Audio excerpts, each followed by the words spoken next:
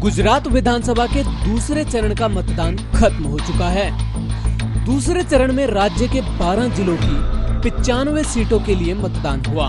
दूसरे चरण में बीजेपी की तरफ से नरेंद्र मोदी, आनंदी पटेल, अमित शाह, तो वहीं कांग्रेस की तरफ से शंकर सिंह वाघेला, सिद्धार्थ पटेल और शक्ति सिंह गोहेल जैसे दिग्गज नेताओं समेत कुल 820 उम्मीदवारों का भविष्य ईवीएम मशीन में बंद हो गया। इस चरण का मतदान बीजेपी के लिए बेहद अहम रहा, क्योंकि उत्तर गुजरात और मध्य गुजरात में बीजेपी की पकड़ काफी मजबूत रही है।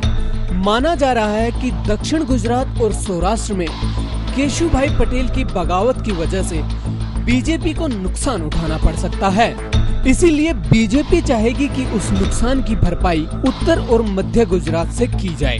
अगर बीजेपी यहां अपनी सीटें बढ़ाने में कामयाब नहीं हो पाई तो बीजेपी और मोदी के सामने मुश्किलें खड़ी हो सकती हैं, क्योंकि जहां गुजरात चुनावों को 2014 के आम चुनावों से जोड़ते हुए कहा जा रहा है कि गुजरात चुनावों से ही राष्ट्र की दशा दिशा तय होने वाली है, वहीं गुजरात चुनाव को मोदी बनाम मोदी के रूप में भी देखा जा रहा है। पिछले विधानसभा चुनाव में बीजेपी ने 117 सीटों पर कब्जा किया था। अगर इस बार बीजेपी का स्कोर 117 से कम पर रुकता है तो मोदी की पीएम पद की उम्मीदवारी पर सवालिया निशान लग सकते हैं।